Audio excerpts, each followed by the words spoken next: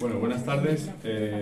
Comenzamos las jornadas de este Ateneo para el mes de mayo, en concreto con una conferencia que me parece pertinente en el momento en el que estamos, la presencia de España en los Estados Unidos, y a cargo de don Jesús Maeso de la Torre, que como, bueno, casi que no necesita presentación, que luego nuestro amigo Diego hará la presentación formal, ¿no?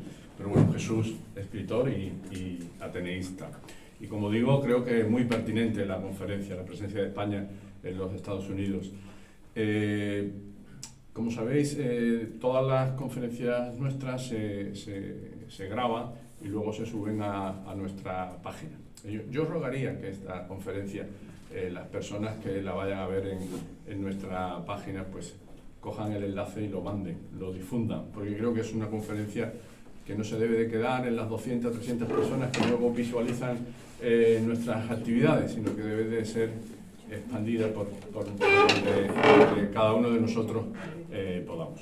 En definitiva, Jesús, muchas gracias, bienvenido a esta tu casa, esta remozada casa, que poco a poco vamos a tratar de terminar. Así que le doy la palabra a nuestro vicepresidente primero, a Diego Jiménez, para que haga esa presentación formal de Jesús. Cuando tú quieras, Diego. Hola, venia, presidente. Sí, bueno, buenas tardes. Presentar a Jesús Maeso en su casa, pues, de alguna forma procede y no procede. Lo que sí procede, como él me decía el otro día, me decía: Diego, no te alargues demasiado, porque yo tampoco me quiero alargar mucho, a pesar de todo lo que tiene que decir, a pesar de todo lo que tiene que contar, ¿no? De él sabemos, de Jesús sabemos que nació en Úbeda, que es hijo predilecto de allí y adoptivo de nuestra ciudad, desde hace muchos años, porque él lleva ya más de 50 años en Cádiz, residiendo y trabajando, ¿no? Él se estudió magisterio, luego se doctoró en historia, hizo la licenciatura y el doctorado en historia en la Universidad de Cádiz, y trabajó un tiempo en Algar como maestro, donde curiosamente tiene una calle al lado paralela a la calle Libertad, nada más y nada menos. Y al lado del colegio. Al lado del colegio. Y trabajó muchos años también en la Junta de Andalucía en labores administrativas, y posteriormente se ha dedicado a una de las cosas que más le gusta, y es a ser profesor universitario, fundamentalmente en el aula de mayores de la UCA, pero ya con todas las conferencias, artículos que escribe y todo tipo de charlas, de todo tipo, talleres, etcétera, pues la verdad es que la docencia la tiene bien cubierta, ¿no?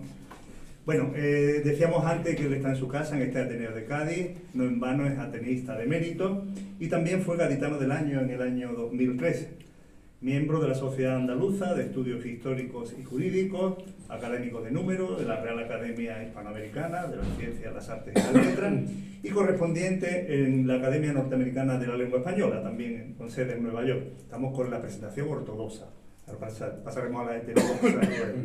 Como profesor invitado ha impartido clases, conferencias y talleres, sobre todo de literatura e historia, en diversas universidades y en todo tipo de instituciones y asociaciones culturales de nuestro país y también fuera de España. Al margen de su veintena larga de obras, de novelas muy interesantes y muy amenas, de corte histórico, él también ha escrito otras decenas de obras como relatos y novelas cortas, e incluso en una etapa ya más anterior, un poemario. Y ha sido premiado en muchísimas ocasiones. Tiene premios, como tú dices, de vez en cuando, de Andalucía Oriental, del oriente de Andalucía, en Jaén, en Granada, en Cartagena también tiene algún premio, ¿no? Fue muy premiada La Cúpula del Mundo, la novela La Cúpula del Mundo. Premio de la crítica. Premio de la crítica. Ha sido premio a las letras también, la novela que escribió sobre Cádiz en las Cortes. Precisamente la premiaron ese año, 2012, ¿no? Del Bicentenario, ¿no? Sobre las Cortes, en una tierra libre se llamaba. También tiene premios en Trebujena, por Diego Tartesos y la Sibila de Colobona. Y uno de los que le gusta a él, simplemente por denominación, son los premios Ivanhoe, Espartaco, todos los personajes de películas que veía cuando chico, y de novelas. Todos los que se han puesto a mi alcance han ido cayendo. Mucho, una enorme lista de premios, ¿no? También ha ejercido de articulista, lo sigue haciendo, en diversos periódicos, El País, La Voz de Cádiz, el ABC, El Diario, y en revistas propiamente, específicamente de historia, como la revista Clio, Andalucía en la Historia, La Aventura de la Historia, Historia y Vida, y otras muchas colaboraciones en revistas literarias. Muchas de sus obras han sido traducidas a otros idiomas y algunos incluso al búlgaro y al húngaro. Sí, sí, Y al ruso. Y al ruso también ya, ¿no? También. Bueno, Jesús es, aparte de todos estos premios que continuamente, como lo estamos presentando en muchos sitios y en muchos foros de la ciudad, y ya ustedes lo conocen bien, Jesús, aparte de eso, es un apasionado, por supuesto, de la historia, pero también de esa historia de nuestro pasado, pero también del presente, de nuestro presente, de la amistad, de la playa, del Cádiz Club de Fútbol, del cine. Sí.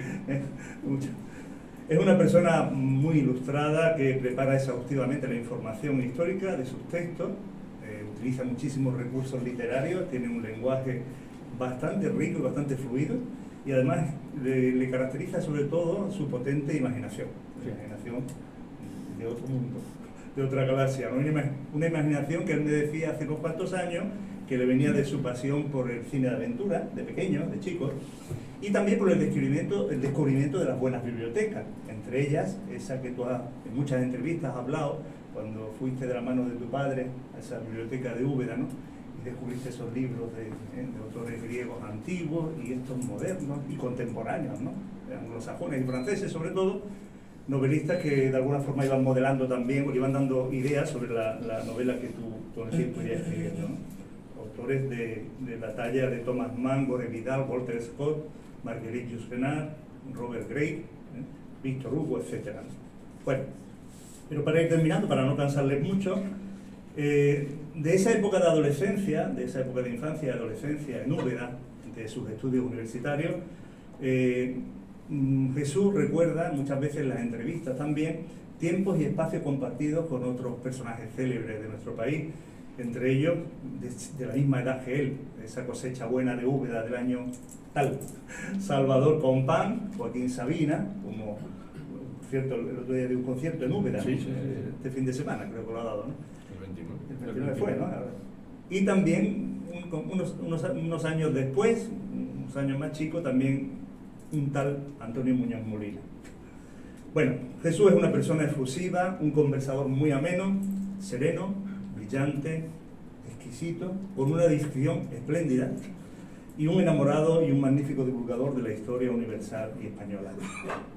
Y por lo que respecta a su construcción literaria, él mismo refiere ya en alguna entrevista también, como en algunas ferias del libro, en concreto una de Madrid que coincidió, que compartías con Vargas Llosa y con Juan Eslava, salió allí en esa conversación, decía Juan Eslava, que una manera de empezar las novelas muy interesante era justo, decía así, ¿no? Textualmente, dándole como un puñetazo en la boca del estómago al lector, de tal forma que no dejen el libro, ¿no? Y que a partir de ahí fuera creciendo el ritmo de una manera trepidante, pero que lo enganchara desde el principio, ¿no? Que era muy importante. Sí, sí. Luego ya se guiaba y se llegaba al final que fuese. También comentaba, y él lo lleva muy a gala en la Academia Hispanoamericana de la Lengua en Nueva York, que suelen pensar en sus novelas en las playas de Cádiz. Yo soy testigo, vivimos en una zona, sí, ¿verdad? Somos vecinos de zona y tal, y nos vemos de vez en cuando, y que se sienta a escribir por la tarde, como antiguamente se decía en filosofía, que el búho de Minerva emprende su vuelo solo al atardecer, solo al atardecer, ¿no? El chufa de Minerva. Pues él escribe por las tardes, después de esos paseos matutinos, ¿verdad? Esos buenos cafés y esos buenos... Bueno, Jesús, una vez te escuché en una entrevista con un buen alumno mío, un antiguo alumno mío, Dani Heredia, amigo ahora de los dos, te escuché hablar y decir que tú no eras, y ya lo has dicho también muchas veces, un escritor de novelas históricas, sino que eres un escritor, digamos, que escribe novelas con contenidos históricos y con todos esos elementos añadidos, aditivos, ¿no? Aventura, amores, pasiones, incitaciones también al pensamiento y tal. Y decías, y lo comentas mucho, que siempre consideras que el pasado es más glamuroso que el presente, bastante más glamuroso, y que ahí están muchas de las claves del futuro, ¿no? Y culminabas, creo, esa entrevista diciendo que eres un lector que escribe y escribe todos los días disfrutando. Pues a eso es lo que hemos venido. Ahora los que queremos disfrutar somos nosotros, con tu conferencia, seguro que muy documentada, seguro que muy amena, sobre esa histórica presencia de España en Estados Unidos, que creo que de alguna forma se narra, sigue ese hilo conductor de lo que escribías en Comanche en el 2018, en La Rosa de California en el 22, y creo que estás ahí, embaucado, embarcado en esa tercera a modo de trilogía, ¿no? Esa tercera. Enhorabuena por todo, por todos tus premios, por tu reconocimiento. Te agradecemos muchísimo que estés aquí. Muchas gracias sobre todo por tu arte literario e histórico. Muy amable. Gracias. Muy bien, muchas gracias, Diego. Pues nada, Jesús, tienes la palabra. Muy bien. Como decía el presidente del Ateneo, me encuentro en mi casa. Yo soy ateneísta de hace mucho tiempo, ateneísta de mérito, y quería decirle a Pepe y a Diego que cuando doy una conferencia, presento un libro, voy a algún lugar, bien sea en España o fuera de ella, ese que me presenta, la persona que me presenta, se ve que se va a Wikipedia y ve mi biografía y siempre dice lo mismo: es ateneísta de mérito del Ateneo Científico de Cádiz, y el nombre de Cádiz suena en muchísimos sitios, a fe mía que con gran placer por mi parte, porque hay un escritor en San Fernando, amigo nuestro, Enrique Montiel, que le llama el gaditano de Úbeda. Y digo, oye, qué bien está eso puesto, muy bien, porque así suelo acaparar las dos geografías humanas, la de Úbeda y la de Cádiz. Bien, es verdad que llevo en Cádiz ya 53 años, son muchos años, vine con 19, y claro, me siento gaditano por los cuatro costados, sin dejar esa ciudad patrimonio de la humanidad que es Úbeda y que son las raíces de uno, es la patria, no como decía la vicepresidenta esta del gobierno, que decía, oye, ¿por qué no le llamamos matria? Porque la pobre mía cree que patria viene de padre, no, viene de patrium, que significa el lugar donde he nacido. Y entonces, pues, el patrium mío es evidentemente Úbeda, pero yo ya, pues, pienso exactamente igual que un gaditano. Agradezco muchísimo la presentación tanto del presidente y sobre todo de Diego, que ha expresado una serie de detalles de mi vida que yo creía que no los conocía nadie, pero él sí los conoce. Y recuerdo un día que un periodista del diario de Cádiz dice: hay un tipo que pasea todas las mañanas por la orilla del mar nuestro, sea otoño, invierno, verano, primavera, dice, y no es de Cádiz. Dice, es Jesús Maestro, dice, y no es de Cádiz. Y efectivamente, paseo todas las mañanas, bien por el paso marítimo, bien por abajo, que es donde yo pues establezco todos esos cordeles de mis novelas, y no hay lugar más bello que ese. No suelo decirlo mucho cuando salgo fuera de Cádiz para que no vengan más madrileños, porque si no ya llegará un día en que tendremos que irnos. El verano pasado vine un día al centro de Cádiz en agosto y no pude aparcar ni en ningún parking. Digo, ¿cuándo ha ocurrido eso en Cádiz? Jamás. Pero bueno, ahora está Cádiz de moda, como no podía ser de otra forma, una capital con la historia que tiene tan bellísima, no me extraña que la gente venga. Ya en el tiempo en que voy a dar una serie de pinceladas histórico-político-sociales, étnicas, ya Cádiz era considerada por los americanos de las 13 colonias como el emporio del mundo y una de las ciudades más importantes que había en todo el globo. Me decía esta mañana un buen amigo, dice, es que desde Cádiz partía realmente el galeón de Manila, y tenía toda la razón, no partía de Cádiz partía la flota de Indias que llegaba al puerto de Veracruz. En Veracruz recogían todos los productos americanos, se iban a Acapulco en una reata enorme de carros y de mulas, y allí en Acapulco iban a Manila, de Manila cogían los productos asiáticos. España dejaba la plata, que es lo que quería China. El Real de A8 de Carlos IV se ha empleado en China hasta hace nada, era lo que ellos querían, los chinos, la plata. Y el Imperio Romano, por ejemplo, una de las causas de la destrucción del Imperio Romano fue cuando se acabó la plata en las minas de Sierra Morena. O sea, la plata española ha tenido siempre una importancia enorme en la historia del mundo. Y entonces no tengo por menos que corroborar a ese amigo mío que efectivamente el galeón de Manila salía de Cádiz. ¿Y qué es lo que inventa España con el galeón de Manila? Pues España lo que inventa es la globalización. España la inventa. La globalización económica la inventa el imperio español, ese imperio tan denostado. ¿Y qué es lo que ha pasado con que la nación más poderosa de la Tierra, que es los Estados Unidos, haya olvidado a España? Es que si ella existe es gracias a España.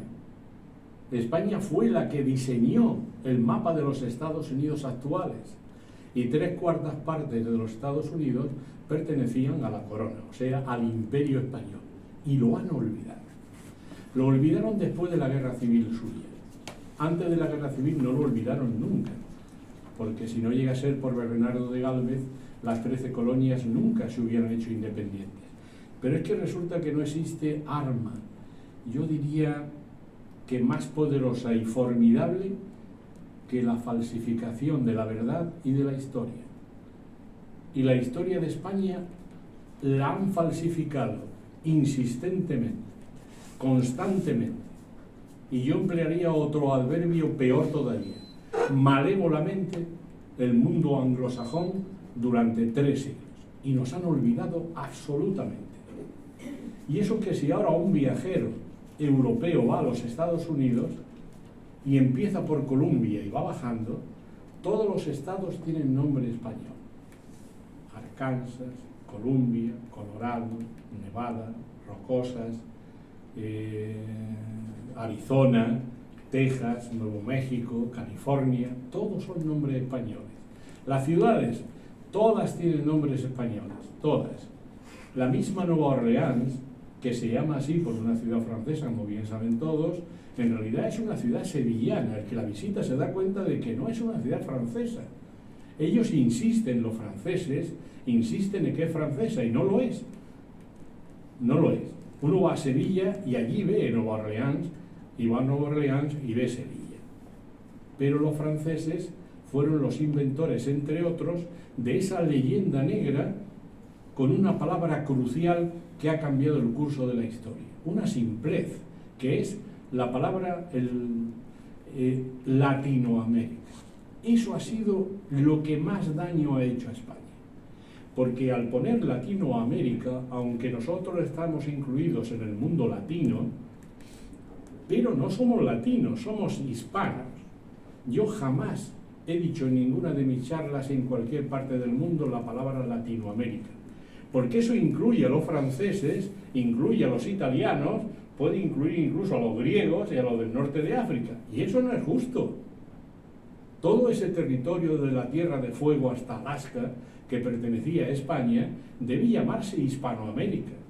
Imagínense que un día se unieran todos esos países, que son 24,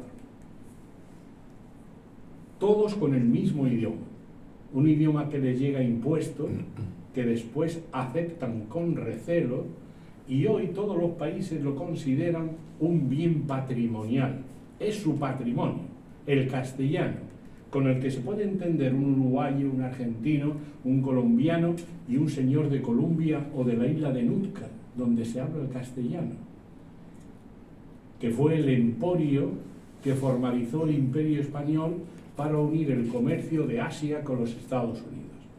Después se lo achacaron a sí mismos los ingleses, como hacían siempre. La isla de Vancouver no se llama Vancouver, se llama de la Bodega, por el almirante de la Bodega, que fue el que la descubrió. Inmediatamente se van los españoles en 1820, fecha emblemática que hablábamos Inmaculada y yo, que quieren los actuales políticos de disponer como punto de arranque a la historia de España en los institutos. Yo no he visto mayor locura y mayor excentricidad y mayor error que ese. ¿Pero a quién se le ha ocurrido eso? ¿A los señores socios de Esquerra, o de Bildu o de Podemos? ¿A quién? Yo adjuro de un partido socialista que diga: yo adjuro de mi historia antes de 1820. Si España ha cambiado el mundo, Cuando España descubre América, el mundo cambia, pero cambia de una forma absoluta. En la cultura, en lo económico, en lo social, el mundo es distinto, se acaban las hambrunas, se acaban las epidemias, llega la revolución industrial, luego llega la revolución de la Ilustración y la revolución francesa, la independencia americana y las Cortes de Cádiz. Todo es consecuencia del descubrimiento de América. Y estos señores quieren que eso se olvide. Eso se olvida. Y se olvida la batalla de las Navas de Tolosa, sin la cual los musulmanes hubieran entrado en Europa y sus camellos y caballos hubieran pues comido en el pesebre del Vaticano, como quería Miramamolín el almorávide. Y quieren también que olvidemos todas las hazañas medievales de los reyes españoles medievales, que fueron los mejores de toda nuestra historia. Y quieren que olvidemos Tartesos, y que olvidemos los fenicios, los cartagineses, a Julio César, que viene a Cádiz y aquí le predice la sibila del templo de Melcar que va a ser el dueño del mundo. Eso quieren que lo olvidemos. Quieren que olvidemos a Adriano, Trajano y Marco Aurelio, los mejores emperadores de Roma, que eran todos hispanos. Todo eso quieren que lo olvidemos. Pero ¿en qué cabeza cabe todo eso? Pues quieren hacerlo. Entonces yo, como historiador y también como escritor y como español, sin patrioterismo de este absurdo ni político, no quiero que eso ocurra con mi país y lucharé hasta el final. Hemos hecho una serie de cartas, un montón de escritores españoles, y se ha paralizado, gracias a Dios. Una asociación que lidera Antonio Pérez Henares Chani ha hecho que por lo menos esa ley quede paralizada. ¿Cómo se va a olvidar esa historia? Es el país que más historia ha hecho, comparable a Egipto, comparable a Grecia. Los valores de Grecia y de Roma los llevamos nosotros a América. Eso no se puede olvidar. Y esperemos que esta ley no se llegue a efecto y no comencemos nuestra historia de España en 1820, que casualmente, no sé si os habéis fijado, es el año en que España deja las colonias americanas y el general Morillo se viene hacia España con el rabo entre las piernas y se acaba el imperio español y solamente quedan las Filipinas y Cuba. ¿Es una casualidad que sea ese año el que han puesto ellos para la historia y que no vamos a quedar con la Primera y Segunda República y la Guerra Civil, que está bastardeada por todos, por unos y por otros, que ya no sabe uno quién tuvo la culpa y quién no la dejó de tener? Eso es lo que pretendía hacer. Entonces creo yo que los historiadores y escritores tenemos una, yo diría, obligación de luchar contra este despropósito. Y en Estados Unidos, aunque no lo crean, esta novela que tienen ustedes a mis espaldas y la anterior Comanche y la próxima que ya estoy terminando, que se llama Las campanas de Santa Fe, va a ser la tercera, la trilogía, pues ha sido una explosión en los Estados Unidos. Una explosión porque hay muchos críticos de allí que la han bautizado como el Spanish Western. A mí no me importa. A mí no me importa que le hayan puesto un adjetivo a mi novela, porque en realidad podríamos decir que sí, que son como españoles en el oeste, no quieren decir otra cosa. Yo cuando presenté Comanche en Santa Fe, Nuevo México, que dicho sea de paso, me hicieron una recepción con un regimiento de dragones del rey vestidos como ese. Yo cuando entré allí, venía del hotel y me acerqué aquí al palacio del gobernador, que está intacto. Está exactamente igual que cuando fue gobernador Juan Bautista de Anza, un vasco, dicho sea de paso. Nos dicen los vascos que nunca han estado en la historia de España, y yo no más que repasar lecciones de historia, y veo más que vasco por todas partes, y Cádiz es lo que es, gracias a los vascos. O sea que yo no comprendo el asunto este de los vascos como no comprendo el de los catalanes, pero en fin, como los políticos no saben historia, pues los dejan que ancha Castilla, y lo tienen a huevo en el Parlamento. Si cada vez que uno de estos dice una barbaridad de las que dice, un político supiera historia y le contestara sabiamente con una argumentación histórica, se callaban, se sentaban en el sillón del hemiciclo y ya no hablaban más en toda la legislatura. Pero como no saben, pues se callan, los miran y dicen, oh, qué mal lo estamos haciendo, pobrecitos catalanes, pobrecitos vascos, y qué malos somos. No, en absoluto. Ahora precisamente uno de los personajes más importantes de mi novela, esta de Las campanas de Santa Fe, es el gobernador de California, que era don Pedro Fages, que era catalán, que era general de los artilleros catalanes en América. Y fue un gobernador excepcional. Y nunca dijo, yo no quiero participar en las gestas de España. Es ahora, cuando ha salido toda esta moda con los políticos que ya saben. Y entonces en Estados Unidos, gracias a Dios, y yo lo he percibido en la Academia mía hispanoamericana, de la lengua, aparecen historiadores hispanistas y americanos como John Eliot, como Paul Preston, Joseph Pérez, sobre todo Loomis, que ya murió, que están diciendo continuamente que la labor de España en América fue excepcional. Excepcional. Por ejemplo, Stanley Payne dice, la obra maestra de Europa, no dice España, de Europa en América fue el mestizaje. Esa fue la obra maestra. Quiero decir con esto que no estaría tan mal que hiciéramos el mestizaje, porque los anglosajones, que son actualmente los que mandan en la cultura mundial, y estamos ya de Shakespeare y de Enrique VIII y de hasta las narices, jamás veremos una serie sobre Hernán Cortés, Pizarro, ¿qué digo yo? Orellana, eso no lo veremos nunca. ¿Por qué? Porque estamos dominados por una cultura anglosajona. Se están dando cuenta que la labor que hizo España fue verdaderamente memorable. Hernán Cortés, Pizarro y todos aquellos no hicieron ningún genocidio jamás, que es lo que nos acusa la leyenda negra, que es la trampa perversa que le llama Hugh Thomas. La leyenda negra es una trampa perversa. La leyenda negra, hay mucha gente que está equivocada, piensa que es cosa de ingleses nada más, en absoluto. La leyenda española, la leyenda negra, comienza en 1492 con el descubrimiento de América y la ascensión al trono papal de Alejandro VI, que era aragonés, como ustedes saben, que era Rodrigo de Borja. Ahí empieza la leyenda negra. España entra en Italia con los ejércitos del gran capitán, don Gonzalo Fernández de Córdoba. Vence a los franceses, a los italianos, a todos los condotieros, la batalla de Pavía, Arellano, etc. Y España se hace con el reino de Nápoles, con Sicilia y con Córcega.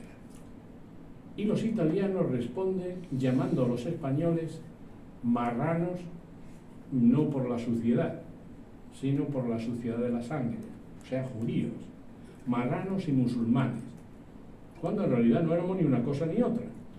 Otra cosa que dicen, cuando yo por ejemplo viajo al norte, claro, los andaluces, como soy medio moro, yo me quedo de piedra, digo, bueno, pues qué ignorancia.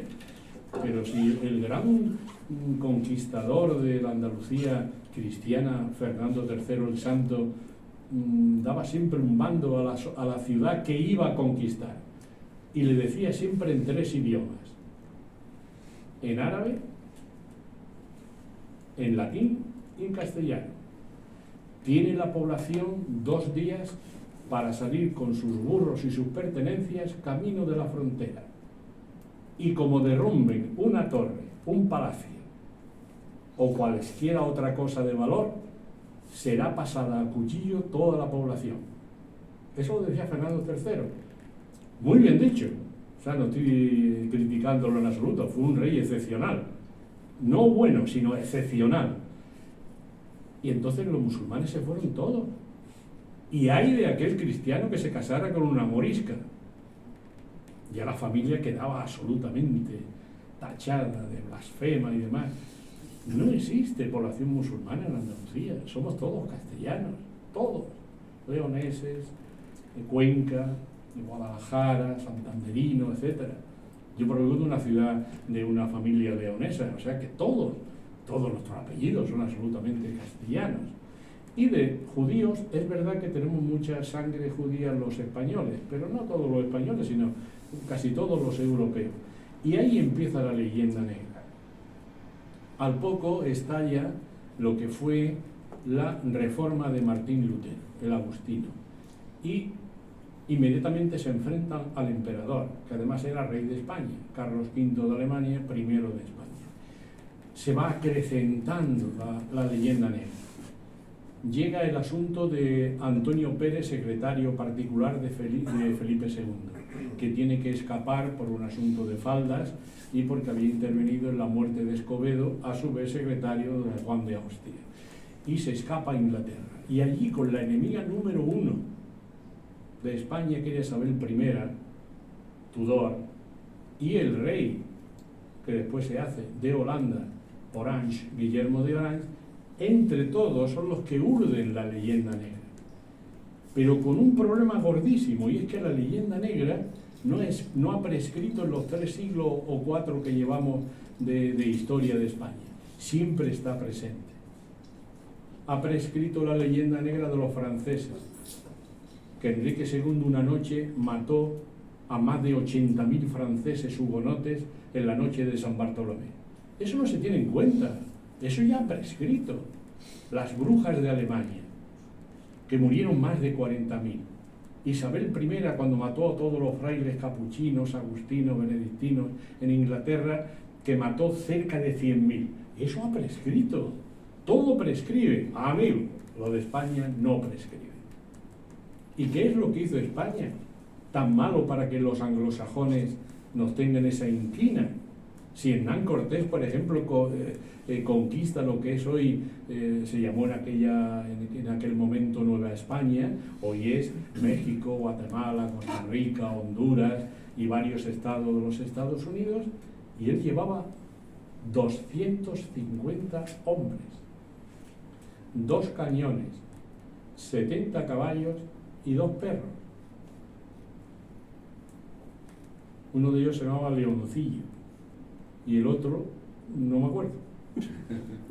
Leoncillo y Berraquillo, algo así se llamaba el otro. ¿Ustedes piensan que Nueva España, o sea, desde Panamá a La Rocosa, se puede conquistar eso con 200 hombres, cuando el Imperio Azteca tenía 10 millones de habitantes, organizado con guerreros? Imposible. Pero quien conquista eso es Hernán Cortés.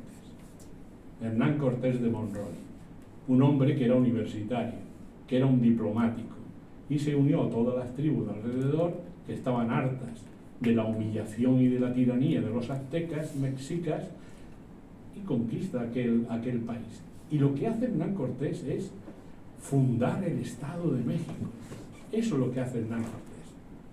Y por eso, cuando este presidente actual, don Manuel López Obrador, decía no a mucho que teníamos que pedirle perdón por todo lo que hicimos, yo tuve la osadía, porque ya me conocían en México por varias novelas, entre ellas Los Hijos del Sol, que es la conquista de México vista por un príncipe azteca, o sea, vista por ellos, a ver cómo yo veo a los españoles. Y tuvo mucho éxito aquella novela, era conocido, y escribí una carta en la tercera del ABC. Claro, el ABC lo que tiene es que los artículos que son relevantes suelen luego aparecer en la prensa hispanoamericana, y apareció en toda la prensa de Hispanoamérica. Y yo escribí un artículo que era una carta. La pueden ver en Facebook, si tocan en internet aparece. Y se llamaba Carta de Hernán Cortés de Monroy a don Manuel López Obrador, presidente de la República de México. Y le hago una relación de todo lo que hicimos los españoles y lo que dejamos. Hospitales, guarderías, carreteras, fortines, universidades, todo lo que hizo España cuando estuvo allí Humboldt, que dijo: he visto las ciudades más prósperas del mundo en el litoral español de Nueva España. Eran ciudades fabulosas. Yo, si hubiera sido Felipe II, hubiera trasladado. Para empezar, con Felipe IV hubiera dejado a Portugal que se hubiera unido a nosotros, que hubiéramos sido un solo país, que se parecen más a nosotros. Y Cataluña nos hubiera ido con los franceses, allá. Y nosotros con Portugal. Y la capital se hubiera puesto en México, que era el centro del imperio. Lo que hoy es México y Distrito Federal era el centro del imperio en aquel momento. Y a lo mejor hoy seguiríamos siendo un país unido, todas aquellas repúblicas y nosotros mismos. Pero en fin, esto es una fantasía. Y escribí ese artículo Y tuvo mucho predicamento, salió en los diarios de Venezuela, de Colombia, incluso en Argentina. Y me escribió muchísima gente diciendo que con mucha educación, pues le había dicho a ese señor que haga el favor de cerrar la bocaza, callarse y estudiar historia. Y además le decía, y usted, por más seña, es nieto de montañeses de Santander. Parece mentira que diga usted las barbaridades que está diciendo. Y esa carta, como digo, pues tuvo incluso más eficacia política que mis libros, lo cual pues me alegra enormemente. Y como decía, en mi novela de Comanche y La Rosa de California, pues he puesto una pica en Flandes, en un país donde los escritores españoles no entraban. Entrar un escritor español a Estados Unidos es dificilísimo, muy difícil. Es un comercio absolutamente cerrado, pero le hizo gracia la figura esa, la figura de los dragones del rey, o dragones de cuera, llamados así, porque llevaban un chaleco de piel 6 veces juntada, 6 pieles. ¿Para qué? Para que las flechas de los apaches, de los comanches, les rebotaran. Y no murieron casi ninguno de ningún flechazo. Y luego, estos fueron creados por el rey Carlos III por una razón muy sencilla, como defensa de la frontera. Una frontera que iba de Nueva Orleans a San Francisco, que son 5.000 kilómetros. Y España lo que hacía era defenderse. ¿Y de quién se defendía? Pues por tierra se defendía de unos pueblos verdaderamente terribles, salvajes, como eran los comanches. Los comanches, que quiere decir comancí, quiere decir el hombre desnudo, llegaron desde las rocosas, verdaderamente asalvajados, y descubrieron los caballos. Y se hicieron mejores jinetes que los españoles. Nos robaron una recua de caballos que estaban donde España tenía siempre las cuadras de caballos, que eran Palo Alto, que yo lo he visitado, se llama así, Palo Alto, porque era un círculo de palos enorme y estaba lleno de caballos, que los españoles lo dejaban allí y conforme iban necesitando los sacaban de Palo Alto. Los robaron todos y en menos de 2 años se hicieron unos jinetes extraordinarios, al mando de un gran jefe que se llamaba Cuerno Verde, porque llevaba un testú de búfalo con 2 cuernos pintados de jade. Y este hombre entraba en los ranchos, por eso cuando dicen allí, esta es una creación de los cowboys. No, eso es una creación de los españoles. Los ranchos es una creación de los españoles. Igual que los cowboys es una creación de los españoles. Allí los charros llevábamos nuestros caballos, la silla de montar, la lanza de alancear, y fuimos los inventores de los rodeos. Eso lo hacían los españoles mucho antes. Y mucho antes que apareciera el 7º de caballería, cantando la canción esa que vimos en las películas del Gary Owen, pues ya habían estado allí los españoles. Ya habíamos hecho iglesias, ciudades, ranchos, aldeas, habíamos civilizado, pero 200 años antes. Y por eso allí cuando llegué a Santa Fe, y comencé a hablar, yo de inglés no sé nada, porque todos los que estamos aquí somos de la época del francés, y después no tuve oportunidad y no sé inglés, y lo he lamentado, de verdad. Todo lo que sea saber es bueno, y no he sabido inglés. Pero allí había muchísima gente que sabía castellano, hasta el punto de que un hombre se llamaba Walter Ramírez, no se me ha olvidado, porque su abuelo, bisabuelo, tatarabuelo fue diputado en Cortes en la iglesia de San Felipe Neri, y me trajo el acta, y el hombre se puso a llorar cuando me la enseñó. Y eso, amigo mío, a muchas leguas y a muchos kilómetros de España, eso te da emoción, el amor que le tienen a España a esta gente, mucho más que eso de arriba que he nombrado antes y del noroeste, pero infinitamente más. Es un amor acendrado, sentirse orgulloso. Mire usted, yo tengo me decía uno, tengo un rancho en Santa Rosita, el nombre más bonito. El otro decía en Santa Bárbara, y el acta, la escritura, está firmada por el rey Carlos III, Felipe IV, etc. Y lo dicen con un orgullo inmenso. Y cuando yo me senté allí, como vi que había mucho hispanoparlante, pues dije la charla muy despacio en castellano, y dije, le voy a decir una cosa, este libro que yo he escrito y otro que está en camino, que era La Rosa de California, no es la historia de España, es su historia, la de ustedes. Que la hicimos los españoles, pero es su historia. Y le voy a decir una cosa, y eso fue una carcajada general, no sé, se me ocurrió. Será por eso de que estando tanto tiempo en Cádiz se me pega el gracejo gaditano. Digo, y antes que John Wayne, antes que Clint Eastwood, estuvimos aquí los españoles. Yo sé que son dos personajes irreales, pero, oye, se me quedaron mirando, pasaron todos a reírse. Digo, pues no se reían, digo, porque es la pura verdad. Es la pura verdad. Y antes que el séptimo de caballería o Zara por el valle, ese valle tan fantástico que se ven las películas de John Ford, el Monument Valley, pues yo digo, los españoles, eso lo oíamos antes. Los caballos de los españoles llegaron antes, además uniformados de azul y con un sombrero de ala ancha, que es como ven ustedes ahí. Digo, que es como vestían el séptimo de caballería y el quinto de Illinois de los Estados Unidos en aquellos años. Quiere decir que no lo copiasteis el uniforme de los dragones del rey. Los dragones del rey era un formidable regimiento ecuestre de 3.000 personas, creación de Carlos III para defender, porque los comanches de Cuerno Verde buscaron un gran placer en cada X tiempo asaltar un rancho o un poblado, arrasarlo, matar a todo el mundo y sobre todo los frailes. Tenían debilidad por los frailes. Los cogían, los colgaban de las campanas y los asaeteaban. Y claro, eso a Carlos III, que era muy liberal y muy enciclopedista, eso no le gustó ni un pelo. Y él fue el que creó ese formidable cuerpo, pero tenían que ser caballeros. O sea, 4 grados de sangre cristiana. No podía ser cualquiera. Tenían que ser caballeros. Y había napolitanos, etc. Y los españoles, para que vea que al indio lo integramos en la sociedad hispana, hubo muchos hijos de jefes que se hicieron dragones del rey. Se llamaban así, dragones del rey o de cuera.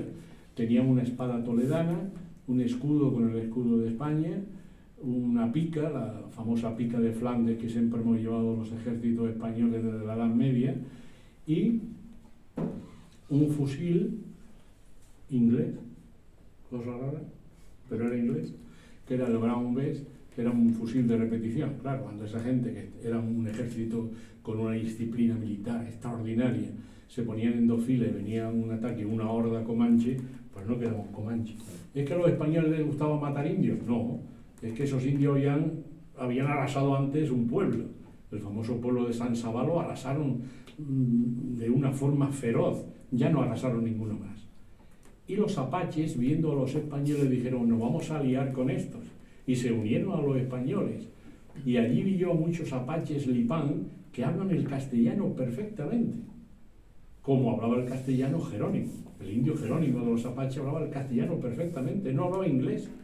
Y tú lo ves en las películas, como hace poco vi una de Jim Hammond y otro actor muy importante, y hablaban ahí en inglés los dos divinamente. Digo, no, digo, mi mujer, digo, ese no hablaba inglés nada, hablaba el apache y el castellano, y además estaba bautizado, era cristiano, de ahí el nombre que tenía.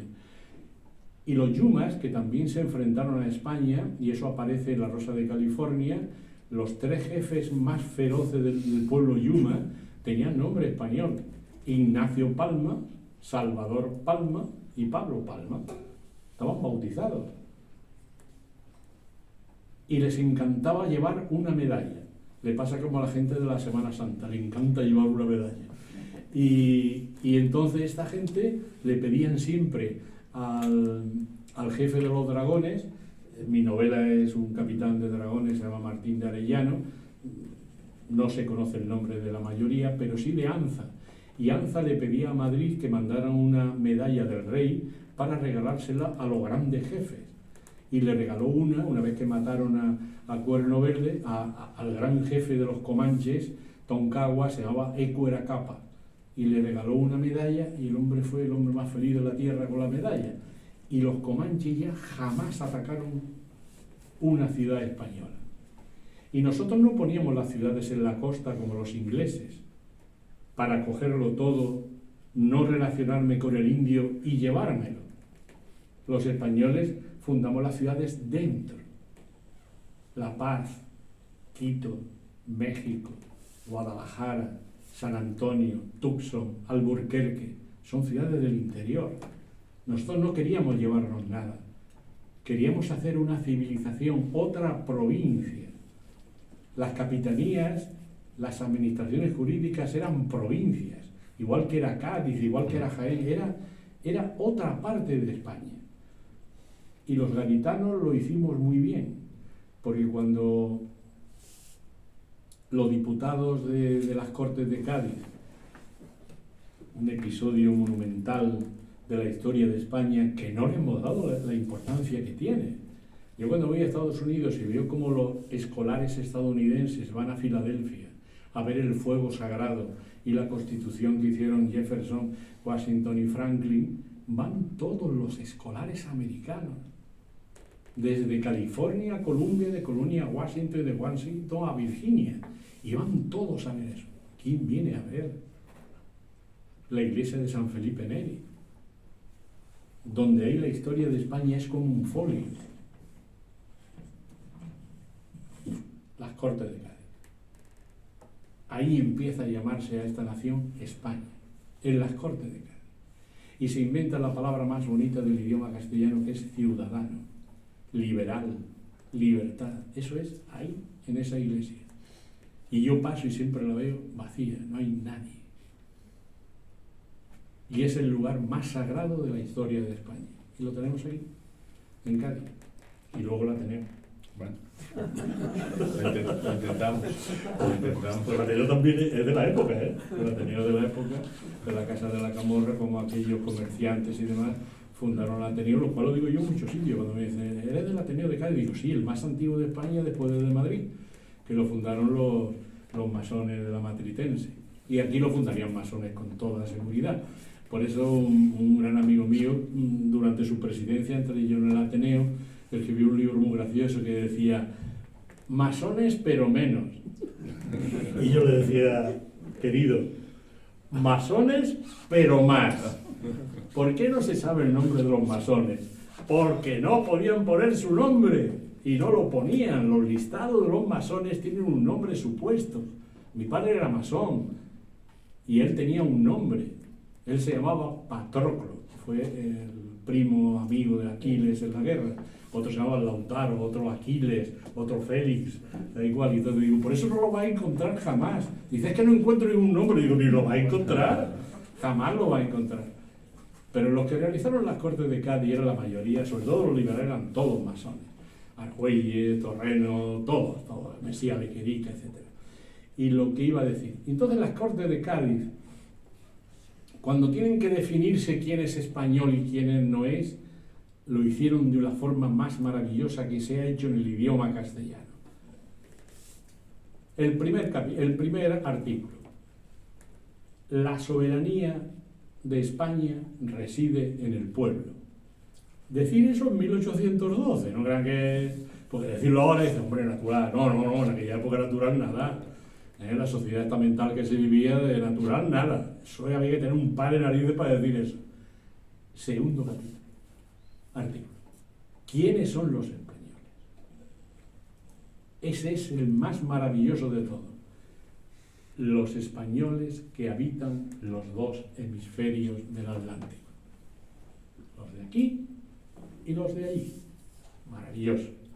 Y definieron quiénes éramos los españoles. Y si hacen un viaje uno por América, te das cuenta que parte de España está ahí. Está ahí. Entonces, pues ya para ir terminando, que yo había preparado otras cosas, pero como siempre digo todo, me he preparado. Me pasa siempre lo mismo.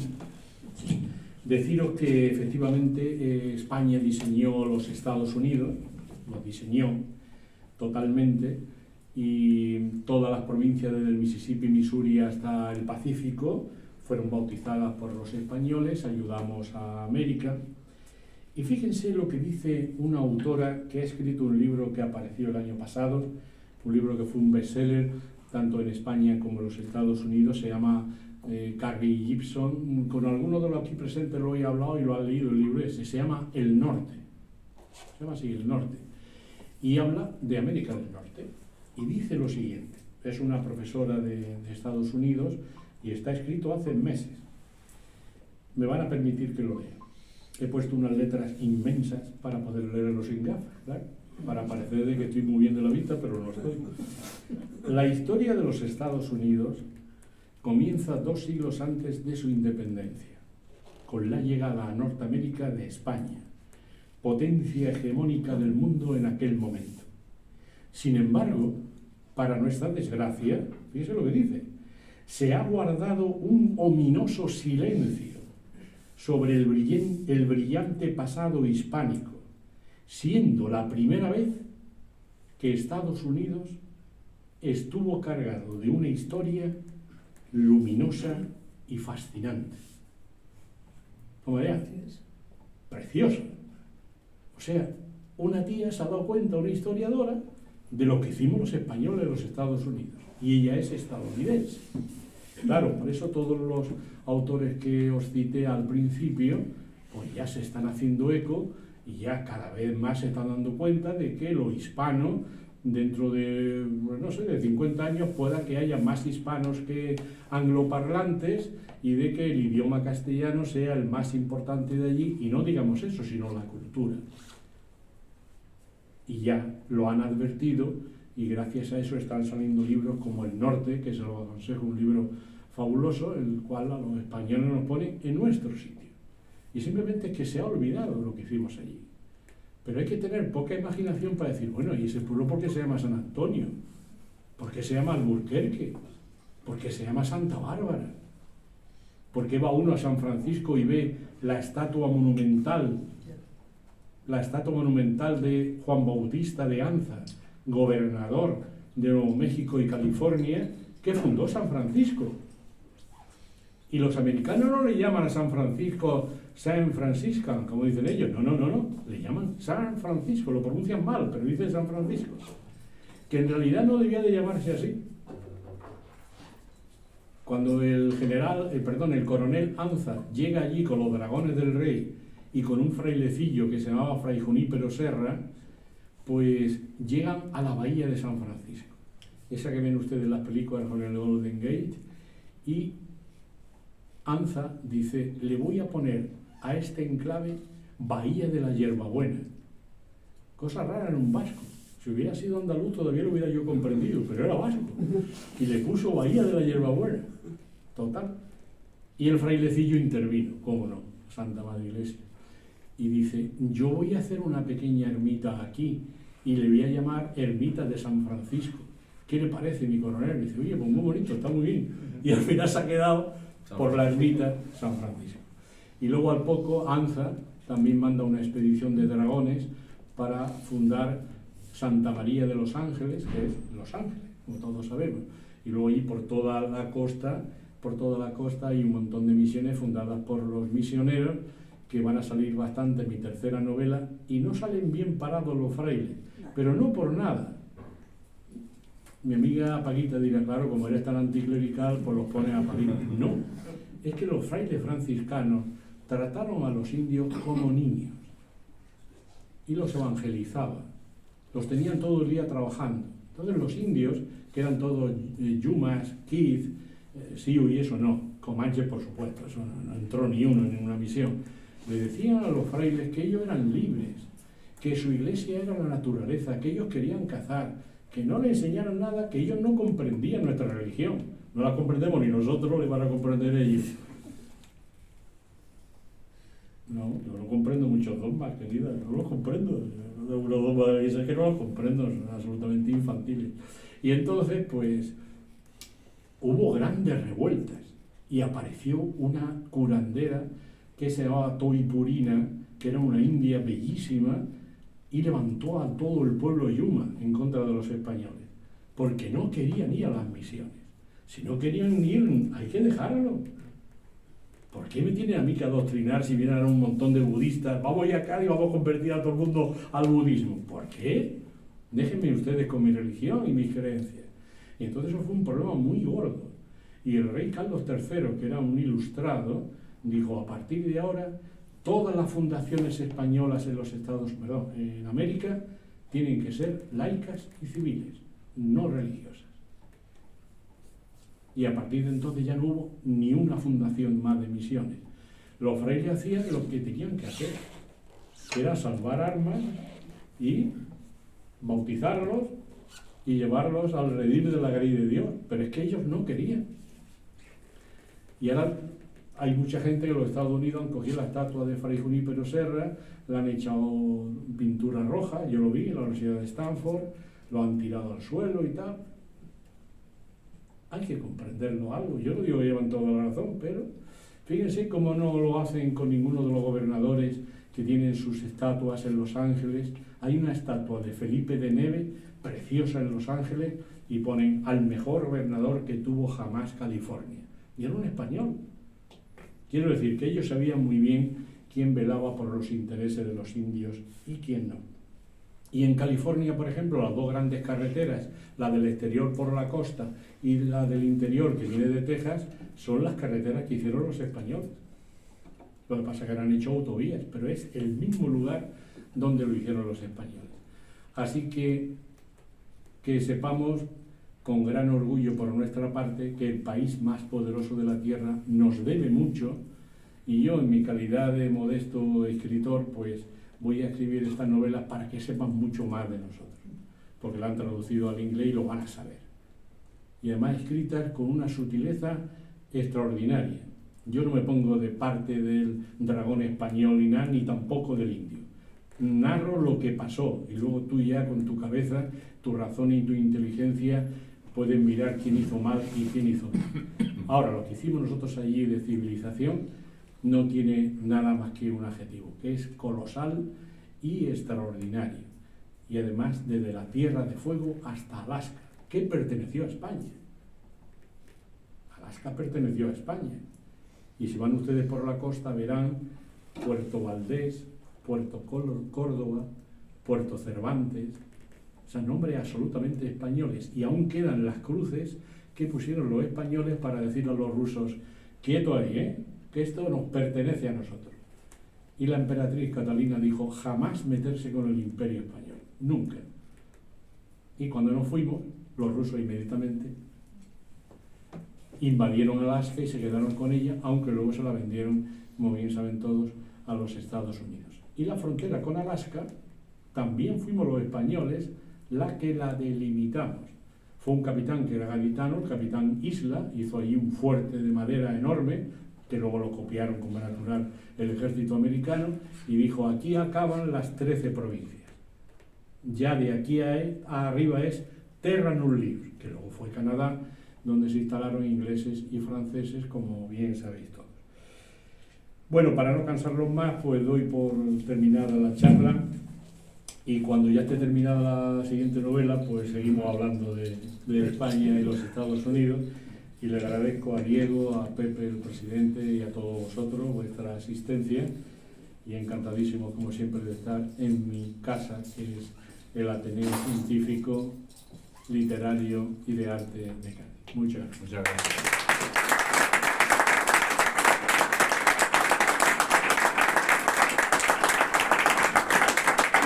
Muchas gracias a ti, Jesús, por esta brillante conferencia. Ahora es el momento de si tienen alguna pregunta, algún comentario, algo que se les pueda aclarar, pues ahora es el momento, lógicamente. Bueno, ya con lo que hemos dicho puede que sea suficiente. Yo sí te haría una pregunta, Jesús. ¿Hasta qué punto todo el tema de la leyenda negra y demás ha nacido fuera? Pero ¿hasta qué punto los españoles también tenemos culpa de que no se nos reconozca la labor en los Estados Unidos o otras proezas de carácter similar, ¿no? Es decir, ¿hasta qué punto nosotros no sabemos vender lo que hemos hecho? Por eso lo hemos elegido presidente, porque es el que más sabe. Ha dado en la tecla. Esa es la tecla. Que resulta que en España hay una mezcla explosiva, diría yo, de ignorancia de nuestra historia, de malevolencia política por parte de los enemigos seculares de España, ingleses, holandeses, franceses, y luego el pasotismo, permítame que emplee esta palabra vulgar, de nuestro gobierno. Nosotros, la Asociación de Escritores con la Historia, le escribimos una carta al presidente Sánchez diciéndole que queríamos celebrar la conquista de Tenochtitlán, México, por Hernán Cortés.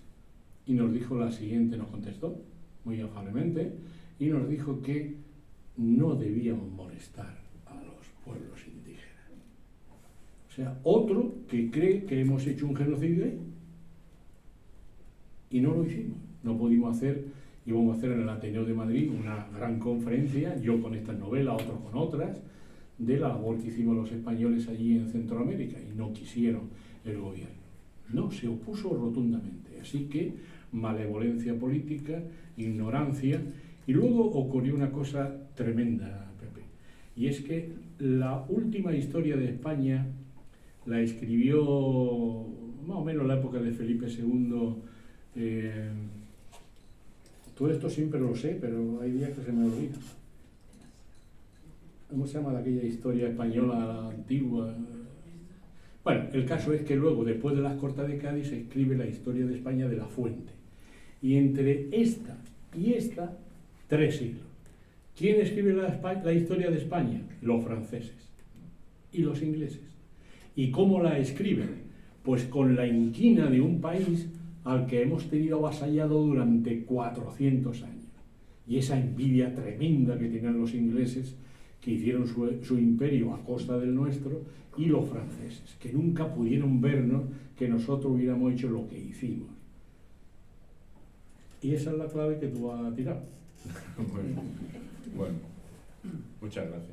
¿Alguna otra pregunta, algún otro comentario? De nuevo agradecerte, ya sabes que como siempre aquí tienes tu casa, ya lo sabes. Lo sé.